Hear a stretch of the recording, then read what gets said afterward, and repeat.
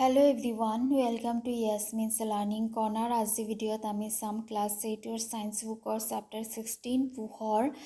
আজি ভিডিঅ'ত আমি আলোচনা কৰিম ব্ৰেইল পদ্ধতিৰ বিষয়ে।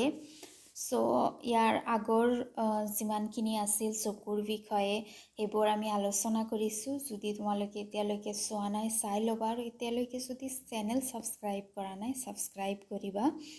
সো ব্ৰেইল পদ্ধতি হৈছে যিবোৰ দৃষ্টিশক্তিৰ প্ৰতিবন্ধী লোক, অৰ্থাৎ যিবোৰ মানুহে চকুৰে চাব নোৱাৰে তেনেকুৱা ধৰণৰ মানুহে লিখা পঢ়া কৰিব পৰা এটা পদ্ধতি হৈছে ব্ৰেইল পদ্ধতি। ব্ৰেইল পদ্ধতি এইকাৰণে কোৱা হয় কাৰণ ব্ৰেইল নামৰ এজন ব্যক্তিয়ে এইটো পদ্ধতি আৱিষ্কাৰ কৰিছিল, আৰু তেওঁৰ নামেৰে ইয়াৰ নাম ব্ৰেইল পদ্ধতি বুলি ৰখা হৈছে। আৰু এইটো পদ্ধতি প্ৰতিবন্ধী ব্যক্তিসকলৰ কাৰণে বহুত উপযোগী পদ্ধতি হয়। দৃষ্টিশক্তিৰ প্ৰতিবন্ধীসকলৰ বাবে অতি উপযোগী পদ্ধতিটো হৈছে ব্ৰেইল পদ্ধতি। সো ইয়াৰ আগৰ ভিডিঅ'ত আমি পাইছিলোঁ যে বিভিন্ন ধৰণৰ পদ্ধতি আছে, অনালকী পদ্ধতি আছে, আলকী পদ্ধতি আছে। তাৰে ভিতৰত আটাইতকৈ যিটো পদ্ধতি উপযোগী হয়, যিটো পদ্ধতি ব্যৱহাৰৰ যোগ্য হয় বেছিকৈ, সেইটো পদ্ধতি হৈছে কি আমাৰ যিটো ব্ৰেইল পদ্ধতি আছে সেইটো পদ্ধতি হয়নে। অনালকী পদ্ধতিৰ ভিতৰত বিভিন্ন পদ্ধতি আছিল, শ্ৰৱণ পদ্ধতি, ইলেক্ট্ৰনিক পদ্ধতি আৰু বহুতো পদ্ধতি। আলকী পদ্ধতিৰ ভিতৰত বিভিন্ন ধৰণৰ লেন্সৰ পদ্ধতিসমূহ আছিল, কিন্তু বেষ্ট পদ্ধতিটো হৈছে ব্ৰেইল পদ্ধতি। সো ব্ৰেইল কোন আছিল? ব্ৰেইলৰ সম্পূৰ্ণ নাম হৈছে লুই ব্ৰেইল। নিজে এজন দৃষ্টিশক্তিৰ প্ৰতিবন্ধী ব্যক্তি আছিল। তেওঁ নিজে চকুৰে চাব পৰা নাছিল। তেওঁ দৃষ্টিশক্তিৰ প্ৰতিবন্ধীসকলৰ বাবে এটা পদ্ধতি বিকশিত কৰিছিল, আৰু 1821 চনত এইটো পদ্ধতি প্ৰকাশ কৰিছিল। তাৰমানে ব্ৰেইল এজন ব্যক্তি যিয়েও নিজে চকুৰে চাব পৰা নাছিল, আৰু সেইকাৰণে তেওঁ এইটো সমস্যা আঁতৰোৱাৰ কাৰণে আন ব্যক্তিসকলে যাতে অকণমান সুবিধা পায় তাৰ কাৰণে এইটো পদ্ধতি আগবঢ়াইছিল 1821 চনত। 1821 চনত ব্ৰেইল পদ্ধতি প্ৰকাশিত হৈছিল। এইটো হৈছে লুই ব্ৰেইলৰ ছবি। তেওঁ এনেকুৱা দেখিবলৈ দেখা গৈছিল। বৰ্তমান পদ্ধতিটো 1932 চনত গ্ৰহণ কৰা হৈছিল, আৰু লুই ব্ৰেইলে আগবঢ়োৱা যিটো পদ্ধতি আছিল সেইটো গ্ৰহণযোগ্য হৈছিল তেওঁ বনোৱাৰ বহু বছৰ পিছত, অলমষ্ট 100 years পিছত এইটো পদ্ধতি গ্ৰহণ কৰা হৈছিল। সাৰ্বজনীন ভাষা, গণিত, বৈজ্ঞানিক পৰিভাষাৰ বাবে ব্ৰেইল সাংকেতিক চিহ্ন আছে, আৰু বহু ভাৰতীয় ভাষা ব্ৰেইল পদ্ধতিৰে পঢ়িব পাৰি। তাৰমানে ব্ৰেইলৰ পদ্ধতিৰ সহায়ত আমি ভাষা পঢ়িব পাৰোঁ, আমি গণিত শিকিব পাৰোঁ, আৰু বিভিন্ন ধৰণৰ বৈজ্ঞানিক পৰিভাষা আমি চাব পাৰোঁ। ব্ৰেইল পদ্ধতিত কিছুমান সংকেত আছে, আৰু সংকেতৰ দ্বাৰা পঢ়া শুনাসমূহ কৰা হয়। ব্ৰেইল পদ্ধতিত 63টা বিন্দুৰ সজ্জা বা বিন্যাস আছে। প্ৰতিটো বিন্যাসে একোটাকৈ আখৰৰ সমাহাৰ, প্ৰচলিত শব্দ, ব্যাকৰণ সম্বন্ধীয় চিন নিৰ্দেশ কৰে। যিটো ব্ৰেইলৰ পদ্ধতি আছে তাতে 63টা ডট আছে। 63টা ডটৰ দ্বাৰা এটা বিভিন্ন ধৰণৰ সজ্জা বনোৱা হৈছে, আৰু সেই সজ্জাসমূহৰ দ্বাৰা আখৰ শিকিবলৈ পোৱা যায়। 3টাকৈ বিন্দুৰে এটা কোষ সাজি 2টা উলম্ব শাৰীত সেইবোৰ সজোৱা হয়, আৰু কেইটামান ইংৰাজী আখৰ আৰু কেতবোৰ সঘনাই প্ৰচলিত শব্দ বুজাবলৈ বিন্দুৰ বিন্যাস তলত দিয়া হৈছে। সো ব্ৰেইলৰ পদ্ধতিত কি কৰা হয়? 3টা ডট ব্যৱহাৰ কৰা হয়। ডটসমূহ সজ্জিত কৰি পেলাই একোটা ভাষা বা একোটা তোমাৰ আখৰ কি কৰা হয় প্ৰকাশ কৰা হয়। এইটো হৈছে এটা ব্ৰেইলৰ পদ্ধতি। ইয়াতে চোৱা চিটো কেনেকৈ লিখা হয়। এইটো এটা ডট, এইটো এটা ডট, যিটোৱে চি বুজাইছে। এনেকুৱা এটা ডট যিটোৱে এ বুজাইছে। টিৰ কাৰণে এনেকুৱা 2টা ডট থাকে, এনেকুৱা 4টা ডট থাকে যিটো টি বুজায়।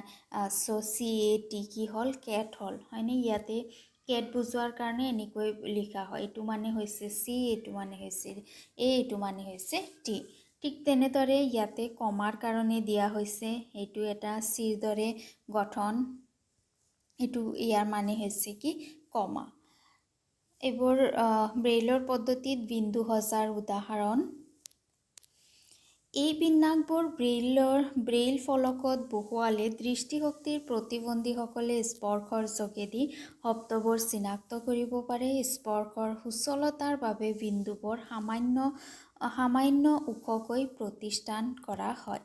চ' ব্ৰেইলৰ ফলকত যেতিয়া এনেকুৱা ধৰণৰ ডটবোৰ থাকে তেতিয়া দৃষ্টিৰ প্ৰতিবন্ধী যিবোৰ ব্যক্তি আছে সেই ব্যক্তিসমূহে স্পৰ্শৰ দ্বাৰা শব্দসমূহ পঢ়িব পাৰে। দৃষ্টিশক্তিৰ প্ৰতিবন্ধীসকলে ব্ৰেইল পদ্ধতি পোনতে বৰ্ণ আৰু তাৰ পিছত বিশেষ চৰিত্ৰ আৰু বৰ্ণৰ সমাহাৰ শিকে।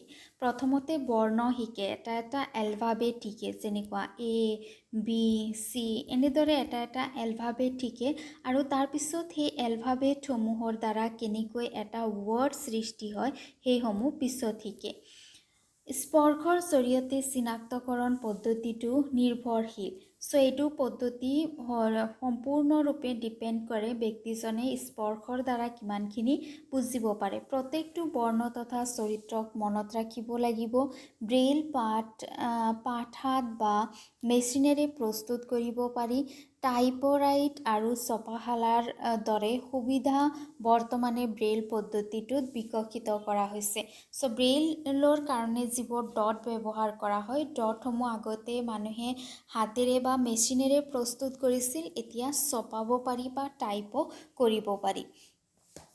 ইয়াতে এটা কি দিছে তোমাৰ য'ত কৈছে যে যেনেকুৱা দৃষ্টিশক্তিৰ প্ৰতিবন্ধী ব্যক্তিসকলে কেনেদৰে ছাকচেছ পাইছিলে তেনেকুৱা কেইজনমান ব্যক্তিৰ বিষয়ে ইয়াতে কৈছে।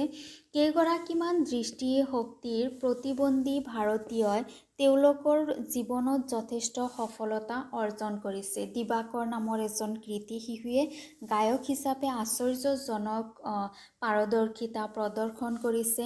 ৰবীন্দ্ৰ জৈন নামৰ আজন্ম দৃষ্টিশক্তিৰ প্ৰতিবন্ধী গৰাকীয়ে এলাহাবাদৰ পৰা সংগীত প্ৰভাকৰ উপাধি অৰ্জন কৰিছে।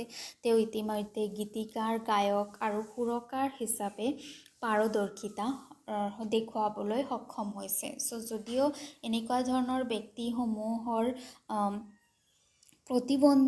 প্ৰতিবন্ধী হয়, তথাপিও তেওঁলোকে যথেষ্ট ছাকচেছ অৰ্জন কৰিব পাৰিছে। লাল আদৱানী নামৰ দৃষ্টিশক্তিৰ প্ৰতিবন্ধী এগৰাকী ভাৰতবৰ্ষত প্ৰতিবন্ধীৰ বিষয়ে বিশেষ শিক্ষা আৰু পুনৰ সংস্থাপনৰ বাবে এটা সংস্থা প্ৰতিষ্ঠা কৰিছে। প্ৰতিবন্ধীৰ বিশেষ শিক্ষা কেনেকৈ দিব পৰা যায় তাৰ কাৰণে সংস্থা বনাইছে। তদুপৰি তেওঁ ব্ৰেইল পদ্ধতিৰ সমস্যাসমূহৰ আলোচনাত ইউনেস্কোত ভাৰতবৰ্ষক প্ৰতিনিধিত্ব কৰিছে। তাৰমানে ব্ৰেইল পদ্ধতিটো কেনেকুৱা ধৰণে আৰু ঠিক কৰিব পৰা যাব, ব্যৱহাৰৰ যোগ্য কৰা যাব, সেই বিষয়ে তেওঁ ইউনেস্কোত গৈছিল ভাৰতৰ হৈ।